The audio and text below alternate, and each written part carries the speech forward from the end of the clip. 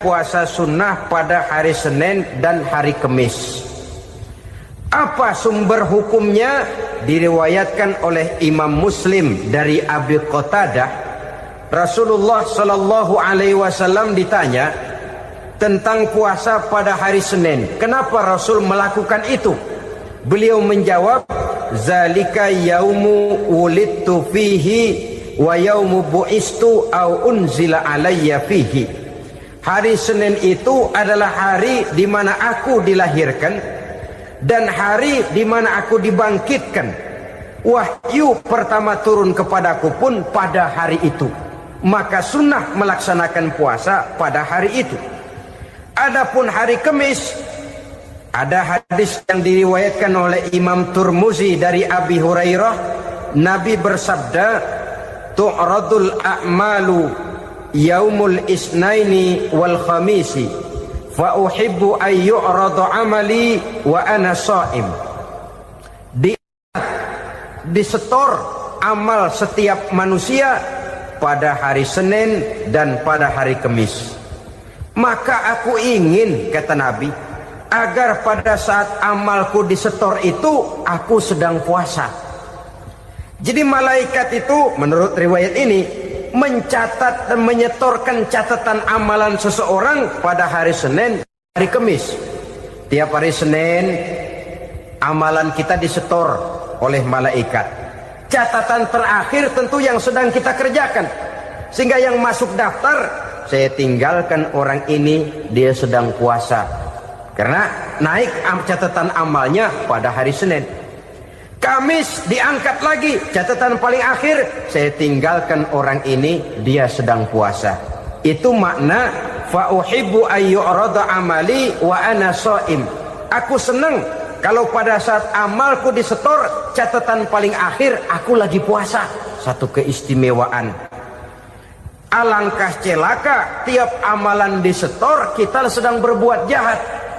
Senin, Kamis, teler, mabok, judi. Tiap amalan disetor, catatan akhirnya saya tinggalkan si fulan lagi teler. Laporan Senin. Kamis laporan lagi, saya tinggalkan si fulan lagi mirip kartu. Saudara hadirin yang saya muliakan, alangkah jeleknya catatan kita. Oleh karena itu sunnah puasa pada hari Senin dan hari Kamis. Ini amalan sunnah, saudara-saudara. Dan oleh karena ini amalan sunnah, sebagian ulama memberikan penjelasan, walaupun lupa niat, kalau sudah malam itu lupa niat, boleh niatnya sudah siang puasa sunnah ini, dengan catatan dari pagi belum makan apa-apa. Malam saudara lupa, tahu-tahu ingat ini hari Senin, ini hari Senin, dah jam 10, niatlah jam 10 itu, sah puasanya asal dari pagi belum makan apa-apa. Tapi kalau sudah dapat 2 piring baru niat jam 10, itu lain, ngojek namanya.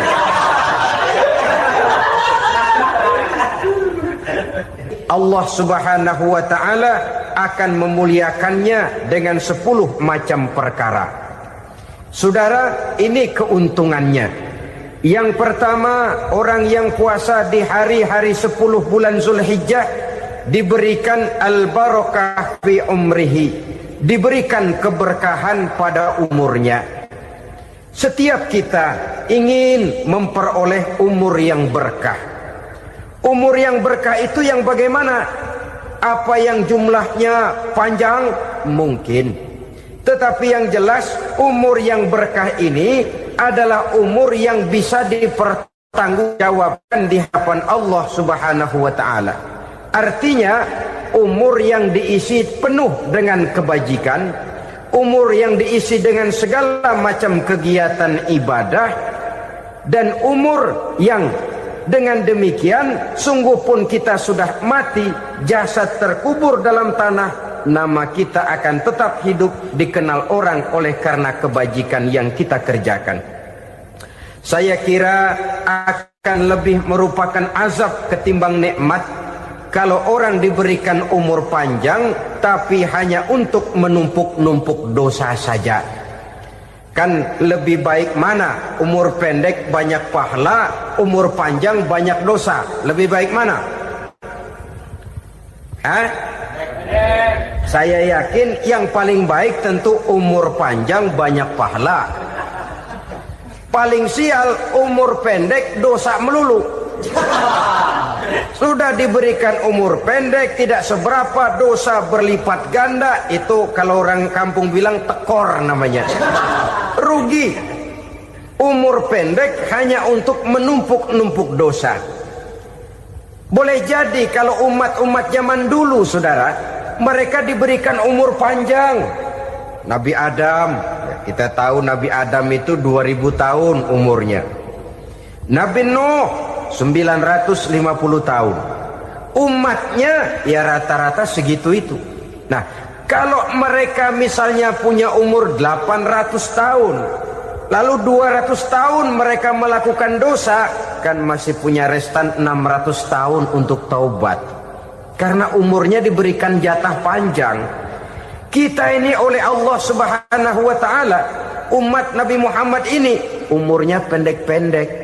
Kalau nyontoh Nabi 63 tahun saja.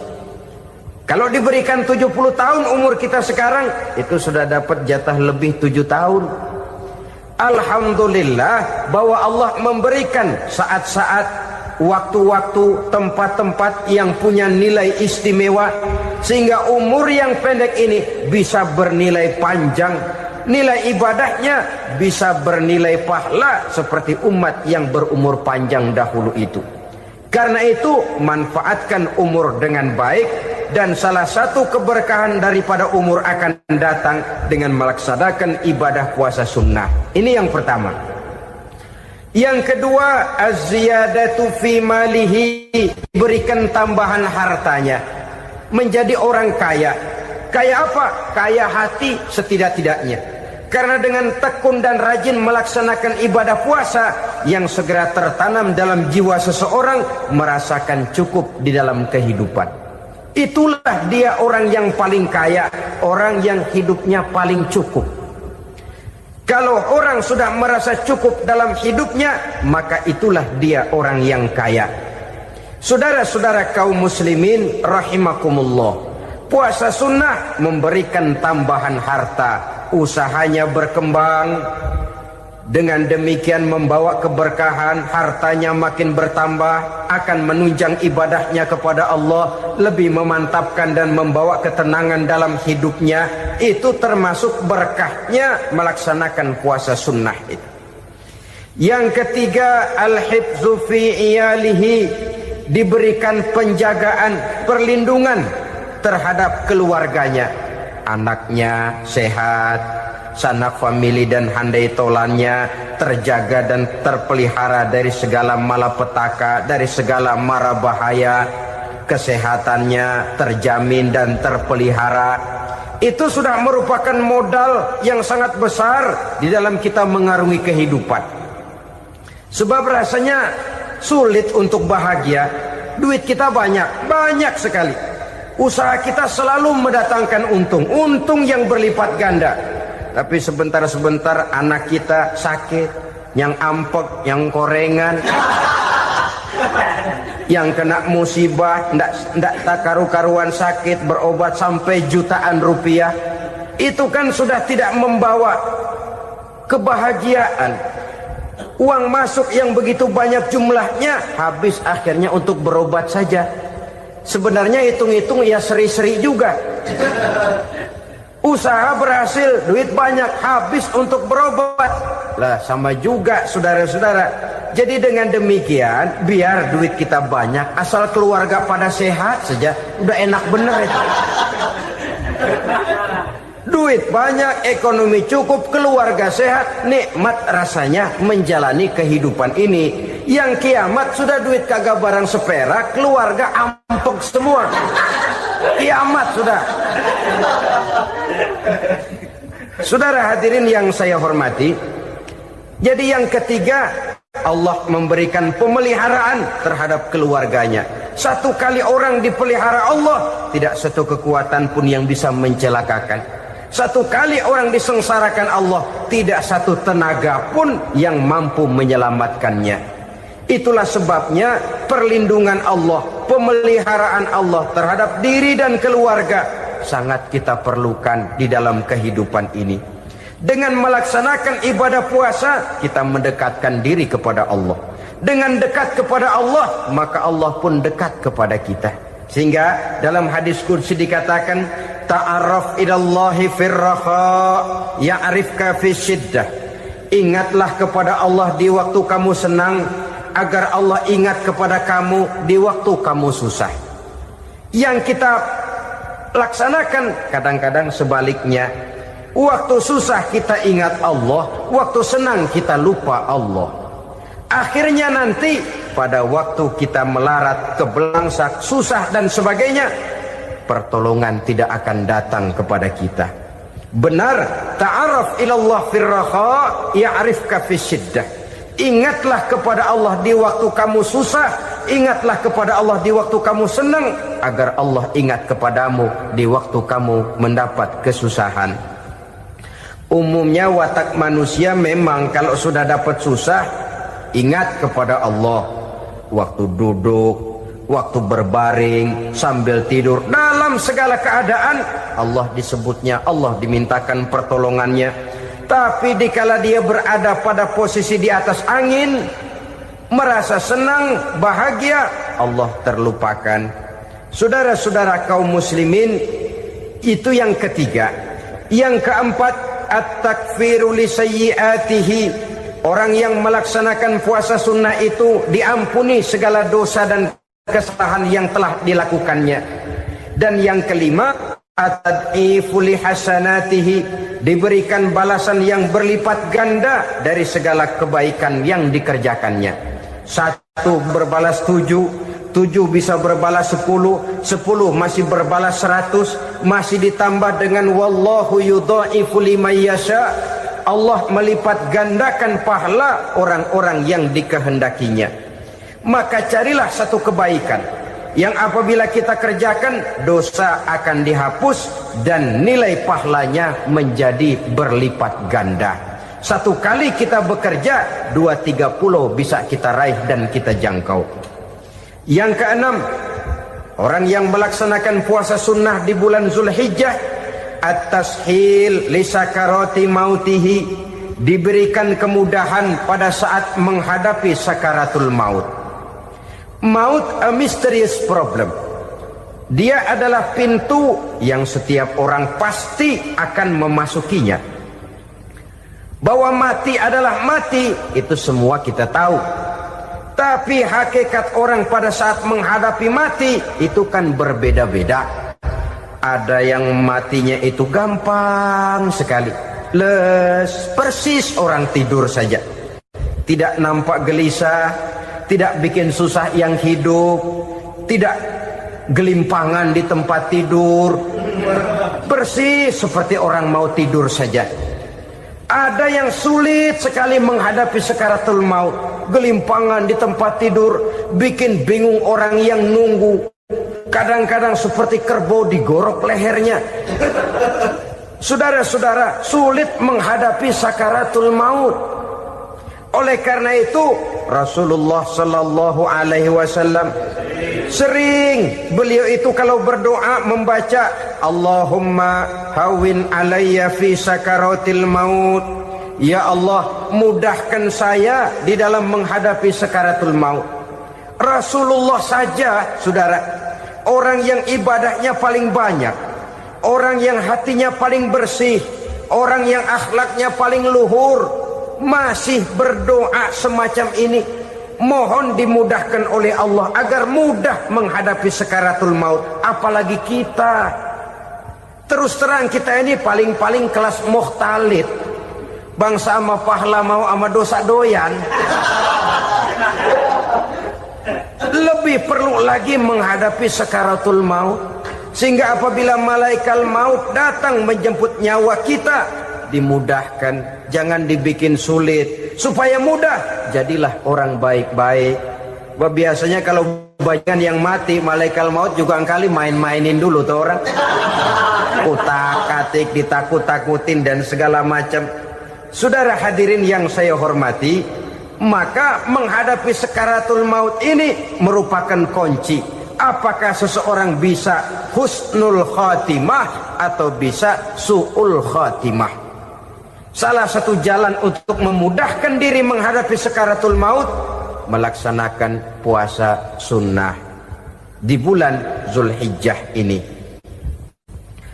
Yang ketujuh, ad-diya'u li zulumati qabrihi, diberikan terang di alam kuburnya.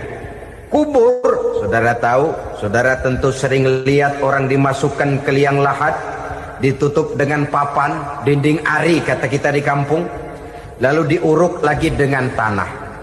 Dalamnya liang lahat, gelapnya liang lahat, gelapnya diuruk dengan tanah, gelapnya di dalam kubur, tiga gelap yang menjadi satu. Bapak moyangnya gelap.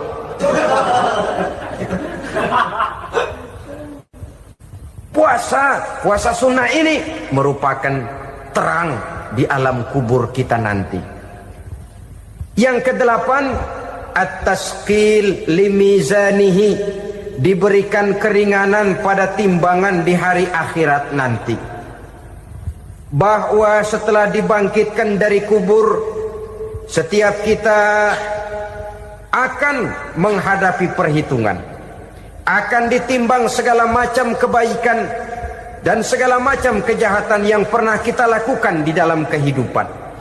Orang yang melaksanakan ibadah puasa sunnah, at-tasqilu limizanihi, diberikan keringanan timbangan hari akhiratnya nanti. Yang kesembilan, an-najah minal bala, diberikan keselamatan dari segala macam bencana. Dan yang ke-10, as-su'ud ala darajatihi, diberikan ketinggian, naik derajatnya. Derajat di dunia, lebih-lebih lagi derajat di akhirat nanti. Ini keutamaan yang diberikan Allah Subhanahu wa ta'ala kepada mereka yang melaksanakan ibadah puasa 10 hari di bulan Zulhijjah menurut penjelasan sebagian dari para ulama kita. Jadi setelah puasa Muharram ada lagi puasa Zulhijjah. Kemudian puasa sunnah yang ketiga, puasa sunnah pada hari Senin dan hari Kamis. Apa sumber hukumnya? Diriwayatkan oleh Imam Muslim dari Abi Qatadah, Rasulullah sallallahu alaihi wasallam ditanya tentang puasa pada hari Senin. Kenapa Rasul melakukan itu? Beliau menjawab, zalika yaumu wulidtu fihi wa yaumu bu'istu au unzila alayya fihi. Hari Senin itu adalah hari di mana aku dilahirkan dan hari di mana aku dibangkitkan. Wahyu pertama turun kepadaku pun pada hari itu. Maka sunnah melaksanakan puasa pada hari itu. Adapun hari Kamis, ada hadis yang diriwayatkan oleh Imam Turmuzi dari Abi Hurairah, Nabi bersabda, tu'radul a'malu yaumul isnaini wal khamisi fa uhibbu ay yu'radu amali wa ana sha'im. Disetor amal setiap manusia pada hari Senin dan pada hari Kamis. Maka aku ingin, kata Nabi, agar pada saat amalku disetor itu aku sedang puasa. Jadi malaikat itu menurut riwayat ini mencatat dan menyetorkan catatan amalan seseorang pada hari Senin, hari Kamis. Tiap hari Senin amalan kita disetor oleh malaikat. Catatan terakhir tentu yang sedang kita kerjakan, sehingga yang masuk daftar, saya tinggalkan orang ini, dia sedang puasa. Karena naik catatan amalnya pada hari Senin. Kamis diangkat lagi, catatan paling akhir, saya tinggalkan orang ini, dia sedang puasa. Itu makna fa uhibbu ayyurada amali wa ana shaim. Aku senang kalau pada saat amalku disetor, catatan paling akhir aku lagi puasa. Satu keistimewaan. Alangkah celaka tiap amalan disetor kita sedang berbuat jahat. Senin, Kemis, teler, mabok, judi. Tiap amalan disetor, catatan akhirnya saya tinggalkan si fulan lagi teler. Laporan Senin. Kemis laporan lagi, saya tinggalkan si fulan lagi mirip kartu. Saudara hadirin yang saya muliakan, alangkah jeleknya catatan kita. Oleh karena itu sunnah puasa pada hari Senin dan hari Kemis. Ini amalan sunnah, saudara-saudara. Dan oleh karena ini amalan sunnah, sebagian ulama memberikan penjelasan, walaupun lupa niat, kalau sudah malam itu lupa niat, boleh niatnya sudah siang puasa sunnah ini, dengan catatan dari pagi belum makan apa-apa. Malam saudara lupa, tahu-tahu ingat ini hari Senin, dah jam 10, niatlah jam 10 itu, sah puasanya asal dari pagi belum makan apa-apa. Tapi kalau sudah dapat 2 piring baru niat, jam 10 itu lain, ngojek namanya. Jadi puasa sunnah yang ketiga, puasa pada hari Senin dan hari Kamis. Yang keempat, puasa jenis sunnah yang keempat, puasa 6 hari di bulan Syawal. Diriwayatkan oleh Imam Muslim dari Abi Ayyub bahwa Nabi bersabda, "Man shoma Ramadhana summa atba'ahu sittan min Syawal kana kasyamid dahri." Barang siapa yang berpuasa di bulan Ramadan kemudian diikutinya dengan 6 hari di bulan Syawal, maka dia seolah-olah seperti orang yang berpuasa 1 abad lamanya. Allahu Akbar. Demikian besar keuntungannya. 6 hari di bulan Syawal sama dengan orang yang berpuasa 1 abad lamanya. Ini fadailul a'mal, saudara-saudara. Jangan diartikan karena menang sudah puasa 6 hari bulan Syawal, Ramadan tahun depannya lantas nggak puasa. Kenapa? Ukurannya sudah 1 abad. Bukan itu pengertiannya. Ini mendorong orang memberikan ganjaran pahala yang sedemikian besar. 6 hari setelah Ramadan, artinya di bulan Syawal. Tidak pada hari pertama Syawal karena haram hukumnya berpuasa pada hari fitri itu. 6 hari di bulan Syawal. Tinggal lihat yang mampunya saja. Boleh berurutan, boleh tidak berselang-seling, boleh, asal saja jumlahnya 6 hari selama masih bulan Syawal itu. Hari ini 3 hari lagi, 4 hari lagi, diselang-seling atau berurutan, itu juga lebih baik. Puasa sunnah 6 hari daripada bulan Syawal. Kemudian yang kelima, puasa sunnah 3 hari pada setiap bulan. 3 hari pada setiap bulan. Diriwayatkan oleh Imam Bukhari dan Muslim dari Abi Hurairah. Abi Hurairah bercerita, "Ausani khalili sallallahu alaihi wasallam bisalasin." Kekasih saya Rasulullah berwasiat kepada saya, memesankan benar-benar kepada saya untuk melaksanakan 3 amalan yang terpuji. Pertama, siyamu salasati ayamin min kulli syahrin. Puasa 3 hari dalam setiap bulan. Ini wasiat yang pertama. 3 hari pada setiap bulan. Tidak peduli bulan apa saja. Dalam artian ya bulan menurut perhitungan Islam ya.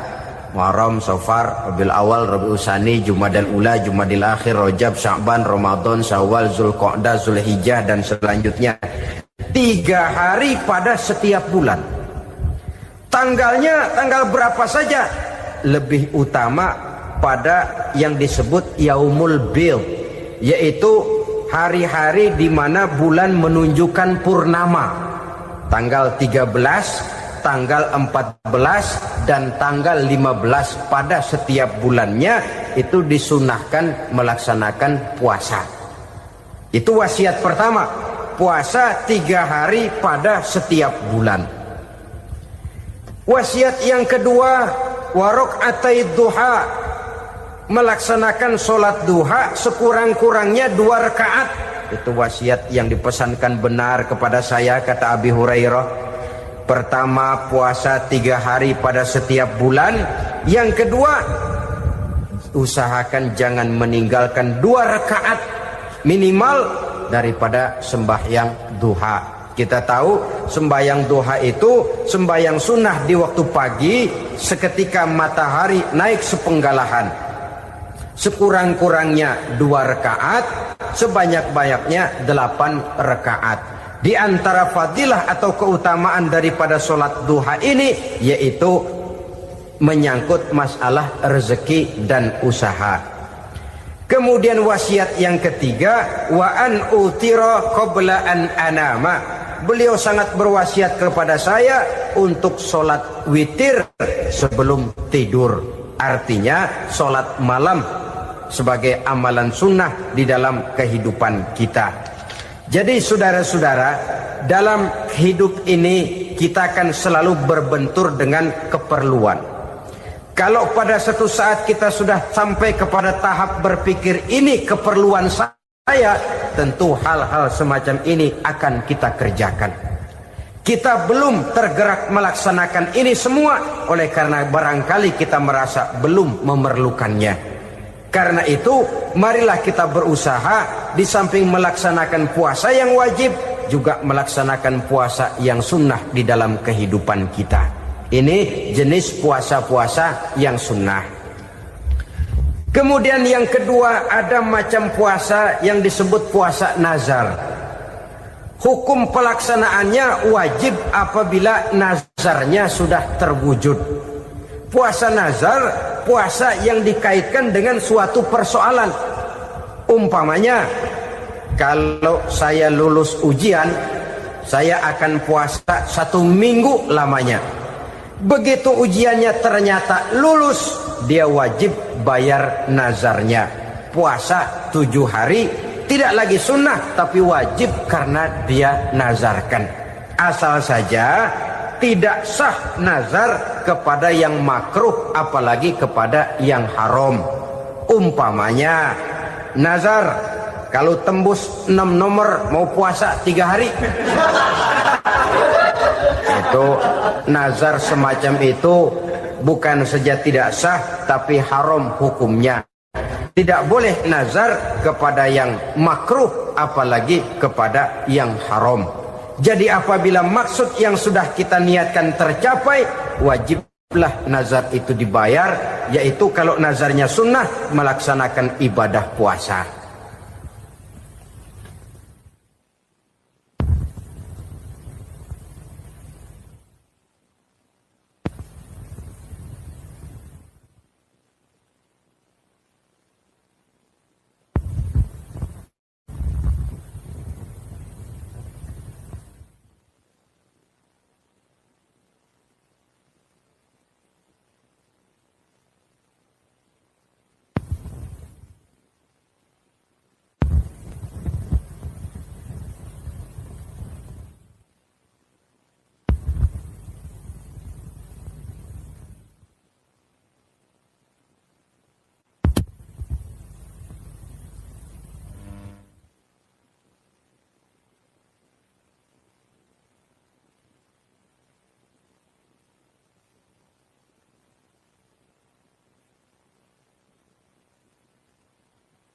Saudara-saudara kaum muslimin rahimakumullah.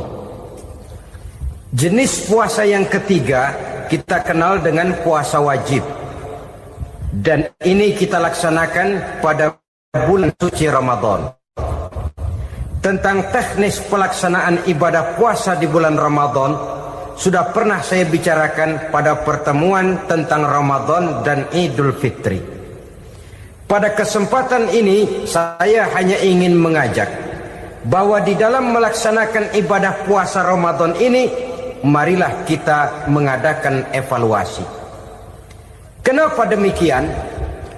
Barangkali secara jujur, walaupun agak berat, saya masih harus berkata, masih banyak di antara kita umat Islam yang di dalam melaksanakan suatu ibadah terjebak dalam rutinitas ritual. Apa itu rutinitas ritual? Itu bahasa susah. Berhubung saya tidak ingin bicara yang susah-susah, kita bicara yang mudah-mudah saja.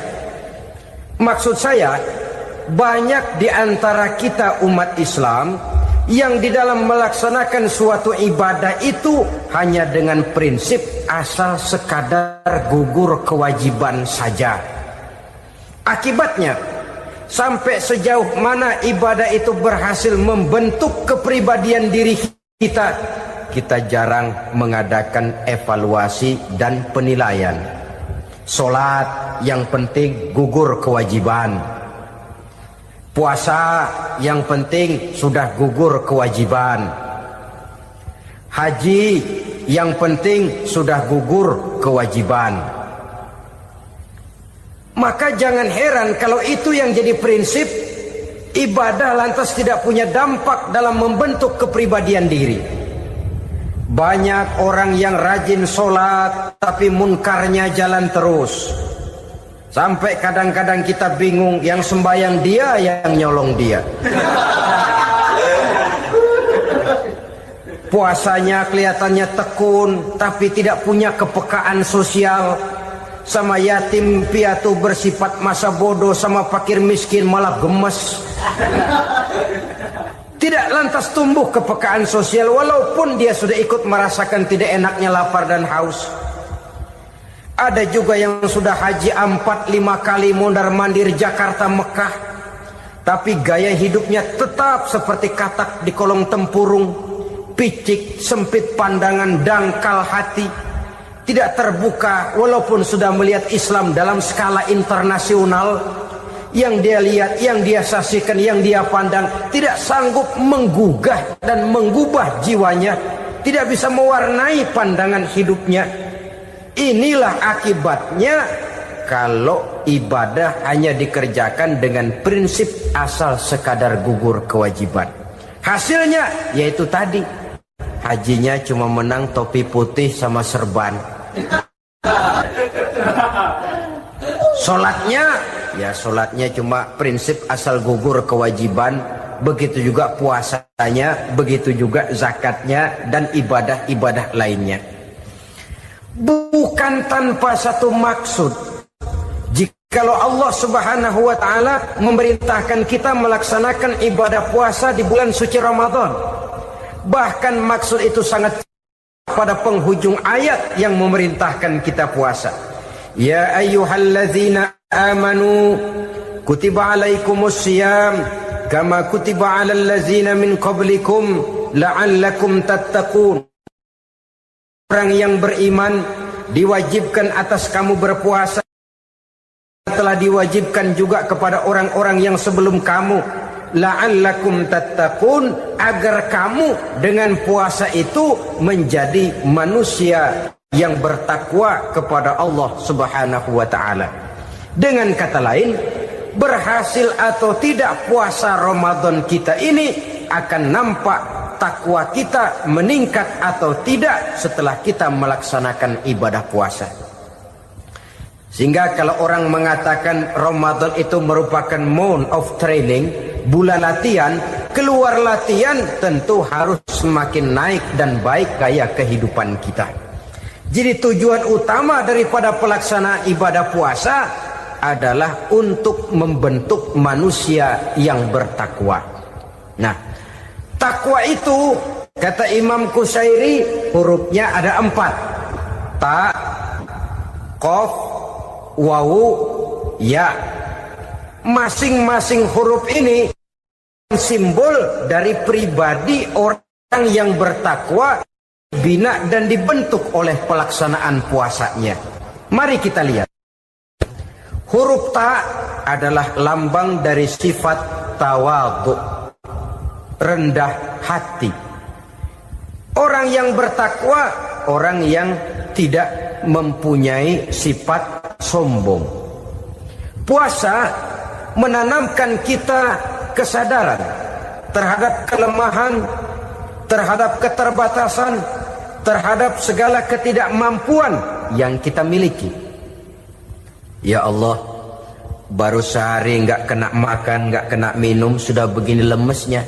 Puasa memang, kalau pagi orang masih sehat, masih terdorong oleh sahur, siang masih lumayan, tapi zuhur ke atas biasanya mulai sikap lemah manusiawi, keterbatasan kekuatan biologis itu mulai nampak. Dari sini tanam satu kesadaran, kalau begitu apa yang mau disembuhkan di hadapan Allah? Kaya, siapa sih orang paling kaya? Ilmu, siapa sih orang paling pintar? Pangkat, siapa sih orang paling tinggi jabatannya?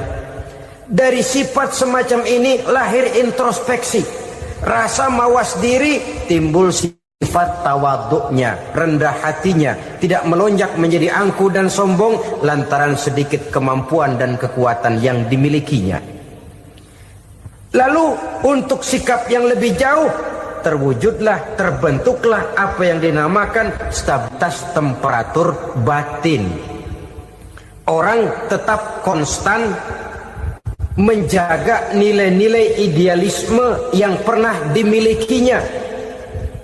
Dia mulai dengan adil, dia berjalan tetap dengan keadilan, dan dia berakhir juga tetap dalam keadilan.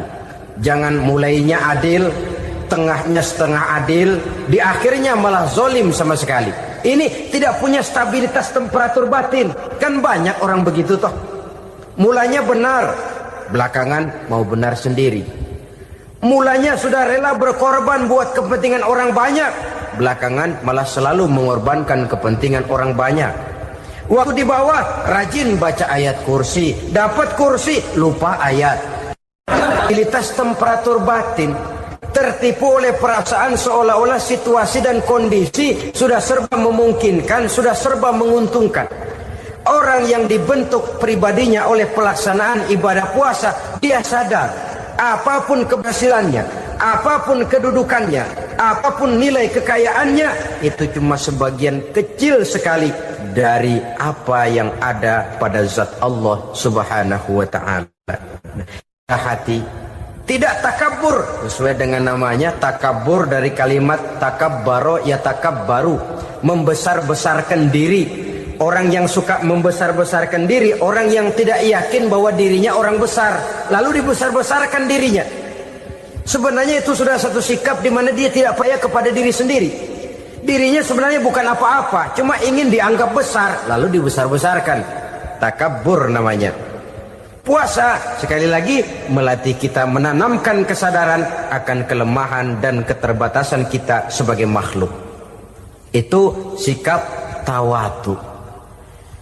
Fir'aun, sudah tahu Fir'aun, lama-lama dia jadi raja, lupa diri dan lupa daratan, melonjak menjadi angkuh dan sombong sampai kepada puncak kekurang ajarannya, memproklamirkan dirinya menjadi Tuhan. Hitler juga begitu. Pendeknya orang manakala tidak ada kesadaran tentang dari mana segalanya berasal dan kemana segalanya akan kembali, dia mudah out of control. Kalau sudah out kontrol, maka dia akan melakukan perbuatan yang melampaui batas. Itu yang pertama. Jadi orang takwa, orang yang rendah hati, salah satu tujuan daripada pelaksanaan ibadah puasa menanamkan sikap rendah hati. Dari sikap rendah hati ini yang timbul lalu apa? Kepekaan sosial. Kalau saya puasa, saya sudah merasakan bagaimana tidak enaknya lapar. Saya sudah merasakan bagaimana tidak enaknya haus.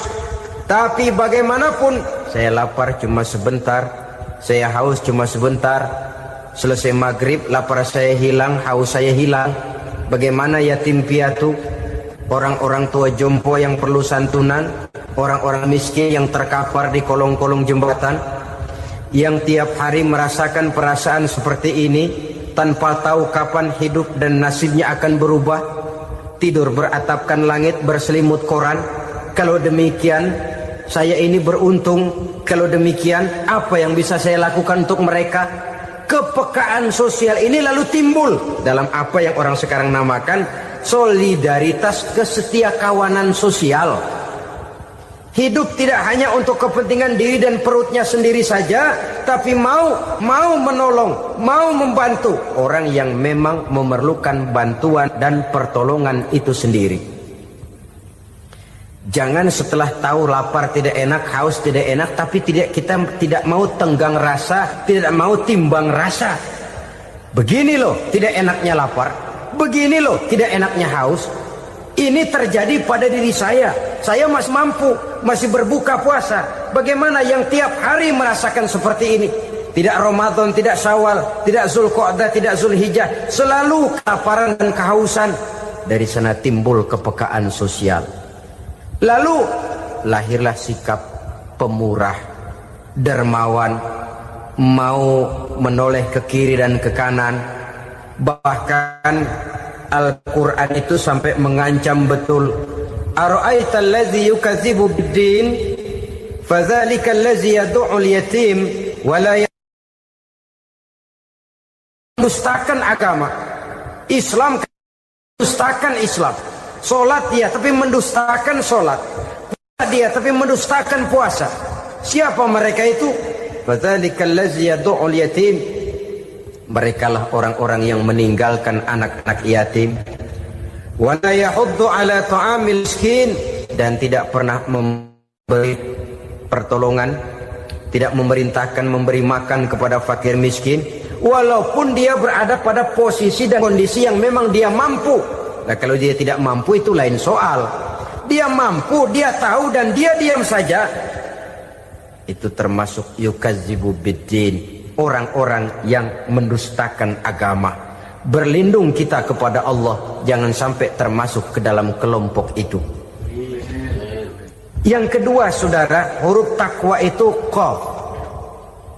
Qaf adalah lambang dari sifat qanaah.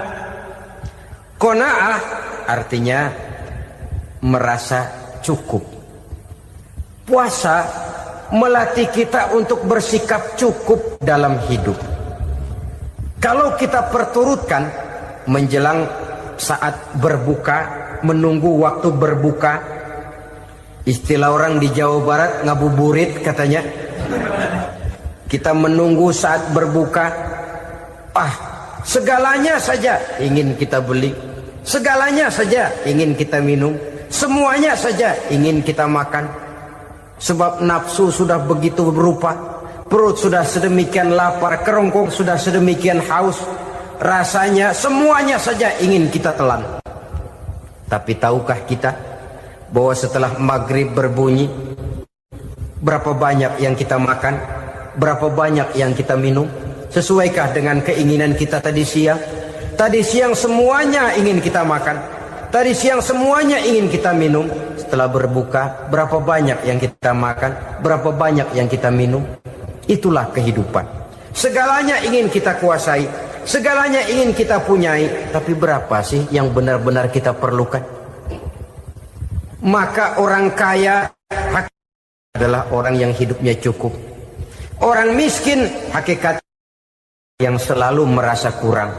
Bagaimanapun besar rumah, banyak uang kita, berpuluh kendaraan kita, kalau hidup selalu merasa kurang, itu artinya kita masih miskin. Maka jikalau ingin menjadi orang kaya, kuncinya hakikatnya cuma satu, hati kita merasa cukup dengan yang diberikan Allah, bersyukur atas segala nikmatnya, dan dengan syukur itu, nikmat itu akan ditambah oleh Allah Subhanahu wa ta'ala. Puasa menimbulkan sifat qanaah, dan qanaah adalah watak daripada orang-orang yang bertakwa kepada Allah Subhanahu wa ta'ala. Seperti orang minum air laut, makin diminum makin haus, makin diminum makin kering tenggorokan. Begitulah orang berhadapan dengan materi. Tadinya dia akan senang kalau dia merasa punya tanah ratusan hektar. Sudah ratusan hektar tidak cukup, ngelamun lagi, alangkah nikmatnya kalau bisa beli gunung. Gunung dibeli. Sudah punya gunung, lihat laut. Aduh, kalau laut juga bisa dibeli, beli lagi laut. Sudah punya laut, lihat ke atas langit, ada yang jual apa enggak ya?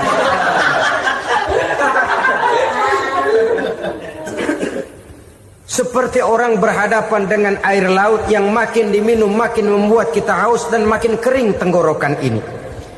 Maka itu harus dihentikan. Sikap untuk menghentikan itu tidak lain adalah dengan sifat qanaah itu tadi.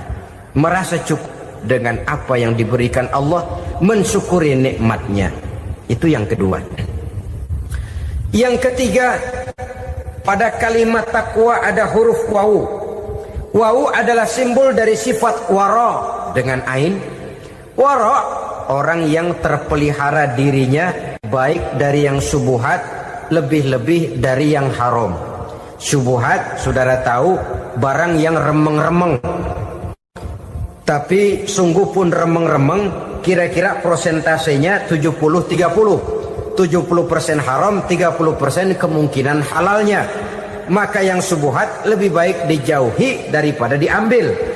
Orang yang punya kepribadian wara, dirinya terpelihara, jangankan dari yang haram, dari yang subuhat saja dia sanggup menjaga dan memelihara dirinya. Oleh karena itu saya heran kalau orang di bulan Ramadan dia sanggup menjaga diri di waktu siang dari jenis makanan yang halal, dari jenis minuman yang haram. Ada tahu nganggur di meja siang, enggak dia makan. Ada air teh nganggur di meja siang, enggak dia makan. Padahal itu jenis makanan dan minuman yang halal. Tapi ketika datang maghrib, dia berbuka dengan makanan yang dibeli dari uang yang dihasilkan dengan cara yang haram. Bukankah itu sesuatu yang terbalik? Bukankah dengan demikian sudah tidak lagi menimbulkan sikap yang bisa memelihara dan menjaga kepribadian diri? Orang yang membiasakan diri terpelihara dari yang subuhat apalagi yang haram, maka baik yang dipakainya, yang diminumnya, yang dimakannya terdirilah dari barang-barang yang baik yang dihalalkan oleh agama. Wara. Kemudian yang keempat, pada huruf kalimat takwa ada huruf yakin. Huruf ya, simbol dari sifat yakin. Orang yang puasa dibentuk kepribadiannya mempunyai satu keyakinan yang tangguh, dan keyakinan adalah ciri daripada orang yang takwa. Kita lihat yang dipanggil melaksanakan ibadah puasa ini kan iman, karena memang sulit untuk melaksanakan puasa kalau tidak iman yang jadi dasar. Setidaknya seperti sudah pernah saya sampaikan, ibadah puasa ini memang sulit terkena penyakit show. Kalau kita sholat barangkali terangsang karena kelihatan orang lain. Kalau kita pergi haji mungkin jadi sugesti karena orang banyak tahu. Kalau kita bayar kita jadi terangsang karena banyak orang lihat. Tapi kalau sudah puasa, puasa itu kan yang tahu cuma kita dan Allah saja. Ya kita sholat, orang lain lihat, kita jadi rada semangat. Kita pergi haji, orang lain banyak ngantar, kita semangat.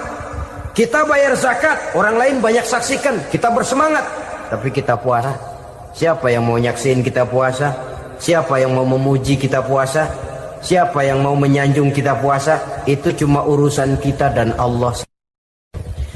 Oleh karenanya, dasar daripada pelaksanaan ibadah yang harus sedikit tenggorokan segalanya jadi nikmatan. Tidak ada kerja yang lebih indah selain kerja yang didasarkan kepada satu keyakinan bahwa yang kita kerjakan itu adalah sesuatu yang benar. Dalam hal ini sesuatu yang diperintahkan oleh Allah Subhanahu wa taala kepada kita. Saudara-saudara kaum muslimin rahimakumullah. Demikianlah titik evaluasi kita.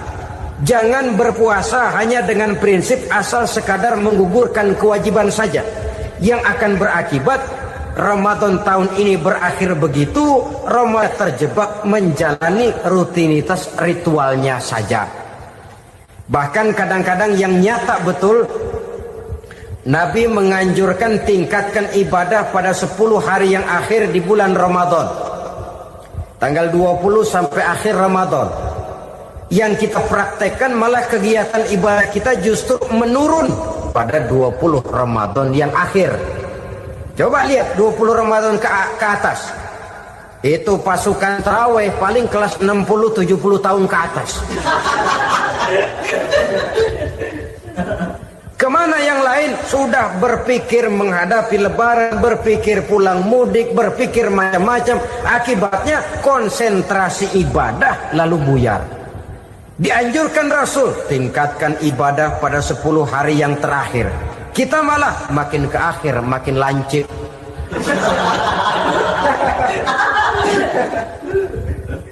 Saudara-saudara kaum muslimin rahimakumullah, kita terjebak oleh sesuatu yang sementara, oleh sesuatu yang bersifat kulit, lalu meninggalkan isinya.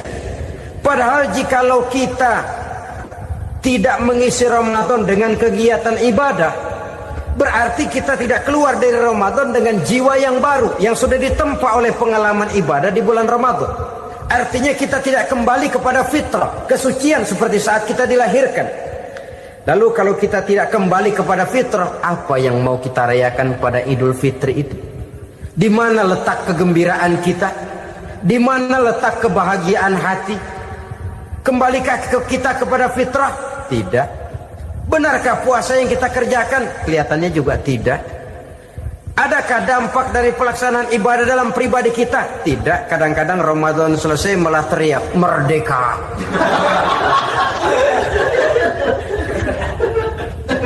Kalau tadinya Ramadan dia merasa terhalang, mau keluar siang, mau makan siang, bulan puasa, mau minum siang, bulan puasa, mau gandengan, bulan puasa. Ramadan selesai, kibarin bendera, teriak merdeka. Lalu kembali merajalela. Saudara-saudara, dampaknya tidak akan kelihatan. Padahal puasa yang baik, la'allakum tattaqun, membentuk manusia yang bertakwa kepada Allah Azza wa Jalla. Nah, sekarang apa kemudahan dan keistimewaan yang akan diberikan Allah kepada mereka yang sampai kepada tingkat takwa ini?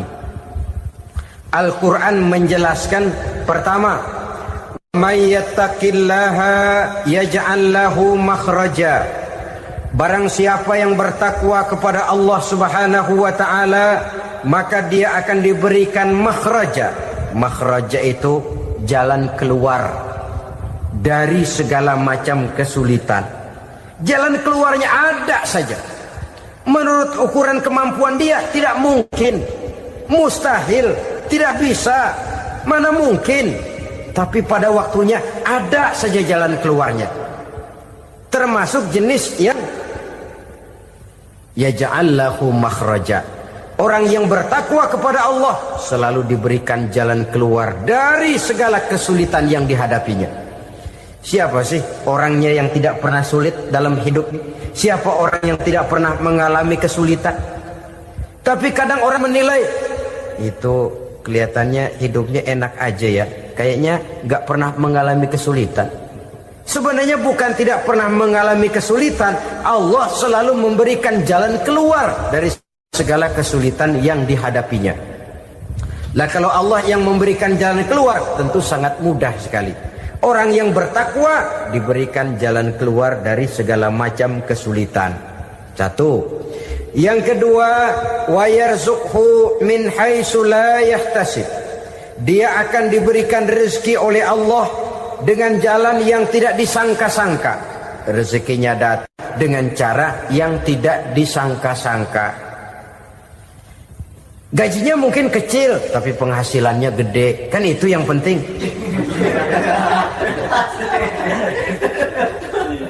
Gaji dan penghasilan kan lain tuh. Boleh jadi gaji kecil, asal penghasilan gede, kan nikmat hidup itu. Nah, penghasilan ini ada yang bisa kita perkirakan. Bisa kita perkirakan. Misalnya gaji itu tadi. Kalau saya kerja, gaji saya begini. Ada rezeki yang masuk min haitsu la yahtasib. Tidak kita sangka-sangka. Tidak kita duga-duga. Tahu-tahu ada saja rezeki. Datang orang, bawa persoalan yang mendatangkan hasil. Sebab rezeki, jodoh, maut memang seperti bayangan. Kita uber-uber dia lari, kita diem dia diem. Kan gemesin itu. Bayang-bayang itu begitu. Kita kejar, dia lari. Rezeki juga begitu. Kita diem, dia diem. Setengah mati yang namanya rezeki kita cari, kita uber. ngobek sampai ratusan bohong kita kerjain. Tapi memang belum waktunya, ya sulit untuk tembus. Tapi kadang-kadang giliran kita nongkrong di rumah, datang orang bawain rezeki. Itulah yang namanya rezeki. Tapi ini untuk orang yang bertakwa. Kalau tidak punya kredibilitas takwa, jangan lalu pakai ayat ini. Diberikan Allah dengan rezeki dengan jalan yang tidak disangka. Kan ada ayatnya dah, kita mah manteng aja di rumah dah. Ntar juga tuh rezeki datang. Ini fasilitas yang diberikan kepada orang yang wa may yattaqillah, bertakwa kepada Allah, yarzuqhu min haitsu la yahtasib, diberikan rezeki dengan cara yang tidak disangka-sangkanya. Maka kadar ketakwaan jangan membuat kita buruk sangka. Tuh orang ya nggak kemana-mana, duitnya ada aja. Kalau dia takwa, Allah berikan jalan keluar.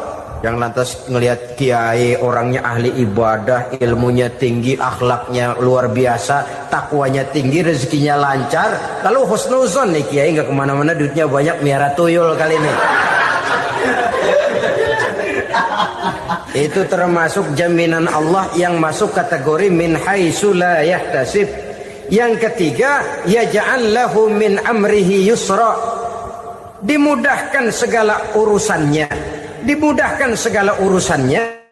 Kemudian yang keempat, yukaffir anhu sayyiatihi wa yu'azzim lahu ajra, diampuni segala kesalahannya dan dibesarkan pahala kebaikan yang dikerjakannya. Maka mudah-mudahan puasa yang kita kerjakan mengantarkan kita kepada ketakwaan kepada Allah, dan takwa membuka janji Allah kepada kita di dalam kehidupan ini.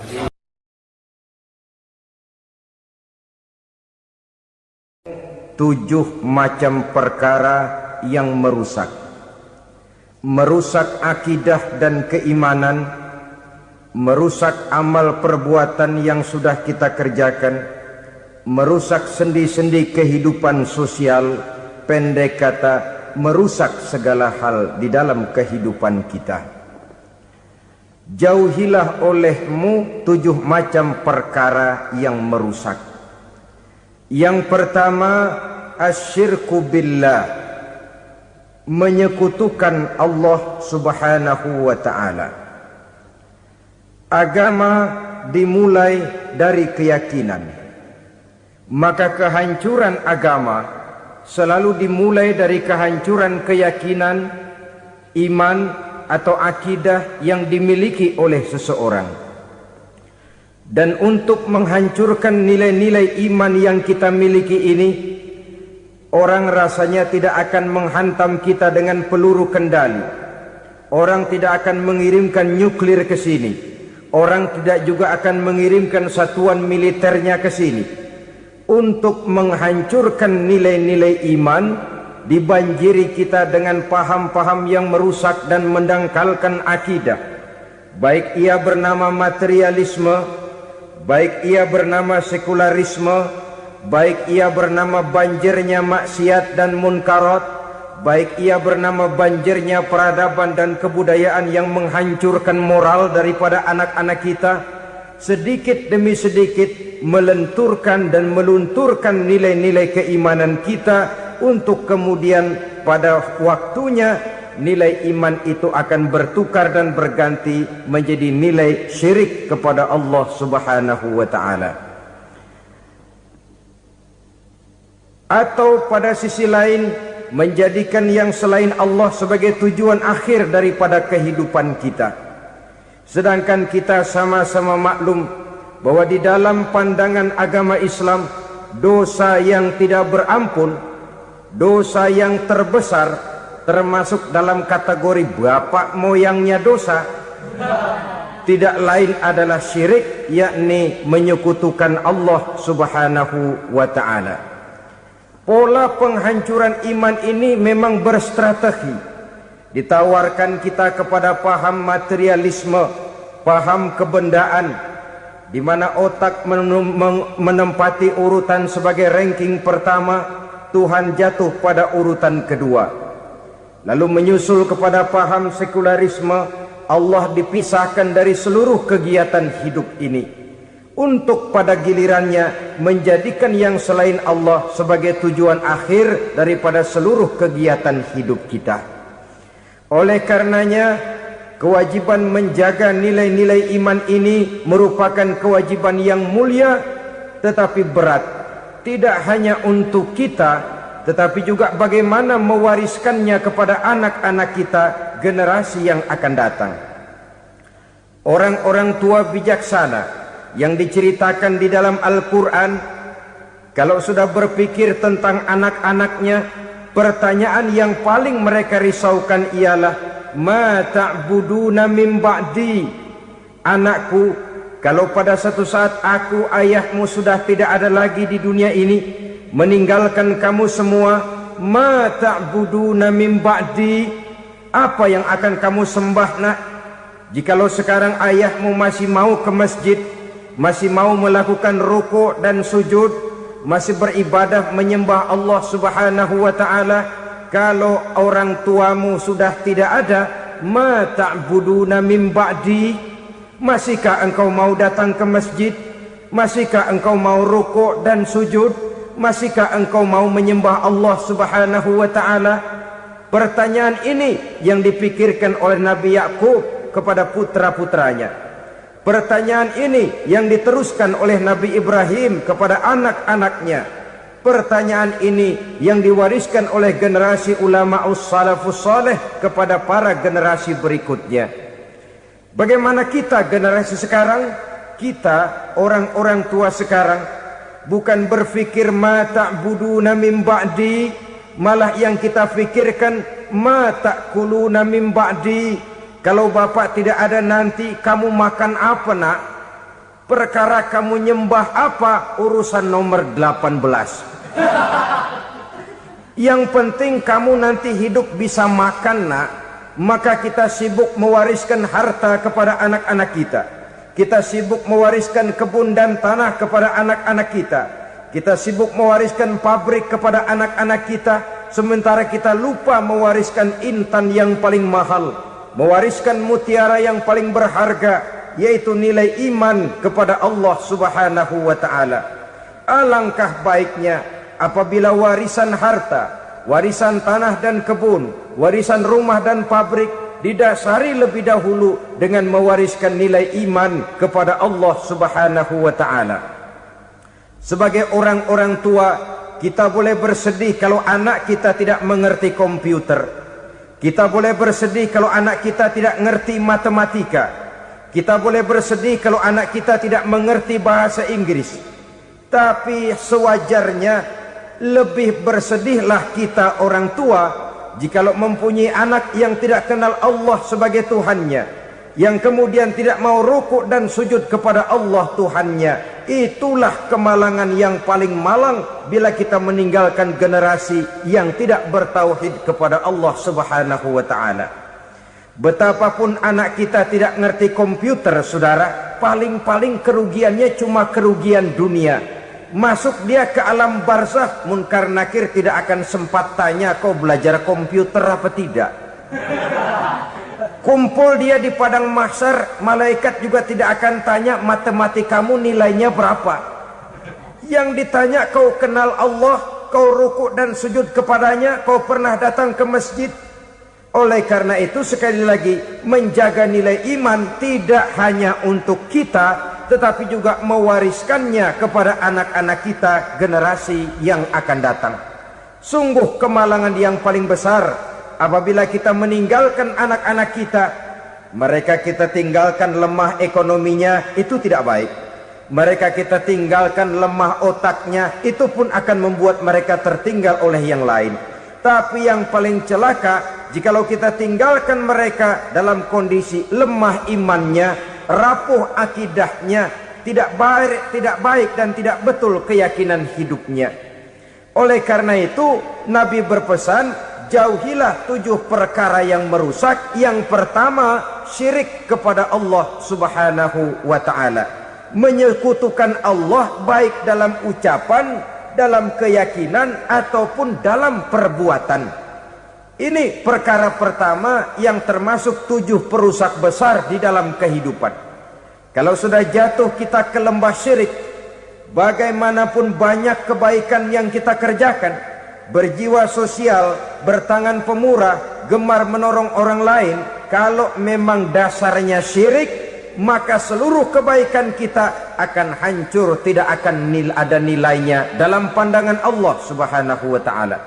Dalam pandangan manusia, mungkin kita dicatat sebagai orang sosial, gemar menolong orang lain, tidak berpangku tangan melihat orang yang mendapat kesulitan, tapi oleh karena dasarnya syirik, dasarnya tidak mentauhidkan Allah, maka seluruh nilai kebaikan yang kita kerjakan tidak akan ada nilainya dalam pandangan Allah Subhanahu wa ta'ala. Maka jagalah iman kita jangan sampai dihinggapi penyakit syirik yang